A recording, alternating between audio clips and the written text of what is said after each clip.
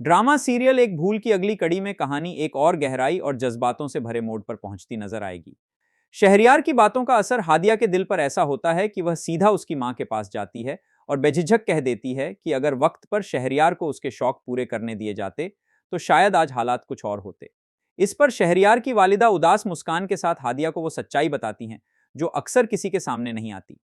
वह कहती हैं कि जिन औरतों के शौहर दुनिया से चले जाएं, जो बेवा होकर अकेली रह जाएं और जिनका कोई ड्रामा सीरियल एक भूल की आने वाली कष्ट में कहानी एक नए और दिलचस्प मोड़ पर पहुंचती नजर आएगी। हादिया के ही डिपार्टमेंट में काम करने वाला ऑफिसर फुरकान अब उसके करीब आने लगता है। हादिया की सादगी, ईमानदारी और मजबूत किरदार फुरकान के दिल पर गहरा असर छोड़ते हैं। वह खुद भी नहीं समझ पाता कि जो एहसास उसके दिल में पल रहा है वह सच्ची मोहब्बत है या सिर्फ एक लम्हाती आकर्षण। इसी उलझन में वह अपने वालिद से सवाल करता है कि आज के दौर में क्या वाकई सच्ची मोहब्बत मुमकिन है या सब कुछ बस अट्रैक्शन तक ही सीमित रह गया है। फुरकान अपने दिल के जज्बात को लेकर साफ है। अगर यह मोहब्बत हुई तो वह हादिया से एक दफा जरूर बात करेगा, लेकिन अगर यह महज अट्रैक्शन हुआ तो वह किसी भी हाल में हादिया की जिंदगी को उलझाना नहीं चाहेगा। दूसरी तरफ आशिर बतूल से मिलना चाहता है और उससे कहता है कि आज भी दुनिया में ऐसे लोग मौजूद हैं जो न सिर्फ मोहब्बत करना जानते हैं बल्कि उसे निभाने का हौसला भी रखते हैं। बतूल उसकी बातें खामोशी से सुनती है और उसकी आंखों में एक हल्की सी मुस्कान तैर जाती है, जैसे वह इन अल्फाज में अपने दिल की सच्चाई महसूस कर रही हो। इसी दौरान हादिया की सास का फोन आता है जो बेहद भावुक लहजे में कहती हैं कि कई बार वालिदैन अपनी औलाद की कामयाबी के लिए खुद को उनसे दूर कर लेते हैं और दिल पर पत्थर रखकर अकेले रह जाते हैं। यह सुनकर हादिया उदासी भरी मुस्कान के साथ फोन रख देती है, क्योंकि वह जानती है कि उसकी सास उसे बेतहाशा याद कर रही है। पहली बार उनसे इतनी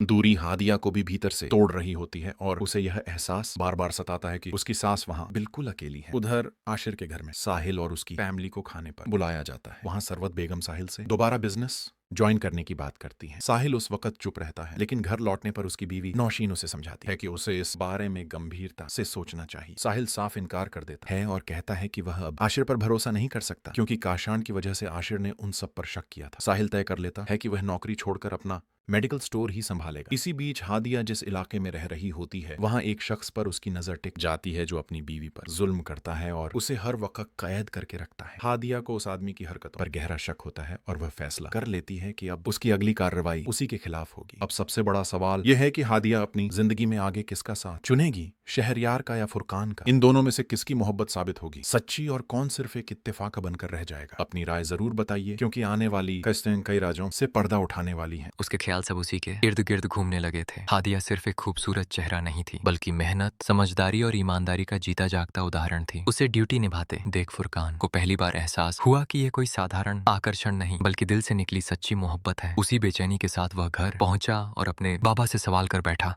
क्या आज के दौर में भी सच्ची मोहब्बत मुमकिन है? बाबा ने उसकी आंखों में झांकते हुए मुस्कुराकर जवाब दिया कि अगर नीयत साफ हो और इरादे मजबूत हों तो सच्ची मोहब्बत आज भी जिंदा है। फिर हल्के मजाक में बोले कि लगता है मेरे बेटे का दिल किसी ने चुरा लिया है। फुरकान ने बिना झिझक सब सच बयां कर दिया। वह लड़की उसकी ही साथी अफसर है, नई नई शहर में आई है और पुलिस फोर्स में रहते हुए भी इंसानियत को सबसे ऊपर रखती है। वह पहली लड़की है जिसने उसे शादी का ख्वाब दिखाया है। बाबा ये सुनकर बेहद खुश हो जाते हैं और कहते हैं कि अगर इरादा पक्का है तो अगला कदम भी साफ होना चाहिए। लड़की और उसके घर वालों से बात की जाएगी। इधर हादिया को अब तक ये अंदाजा भी नहीं कि कोई उसके दिल की धड़कनों को इतनी शिद्दत से महसूस कर रहा है। वह तो अपने मिशन में लगी है, दूर दराज इलाकों में जाकर जाने बचाना, मासूम बच्चों के भविष्य के लिए लड़ना और हर हाल में अपने फर्ज से समझौता न करना। उसकी यही निष्ठा और जज्बा फुरकान की मोहब्बत को और गहरा करता जा रहा है। जल्द ही फुरकान हादिया के सामने अपने जज्बात रखने वाला है। ये सच सामने आते ही हादिया के चेहरे पर मुस्कान बिखर जाएगी और वह सबसे पहले ये खबर फजीला को सुनाएगी। फजीला, जो हादिया की खुशी को अपनी खुशी समझती है, बिना किसी देर के इस रिश्ते को अंजाम तक पहुंचाने का मन बना लेगी। उसे लगता है कि फुरकान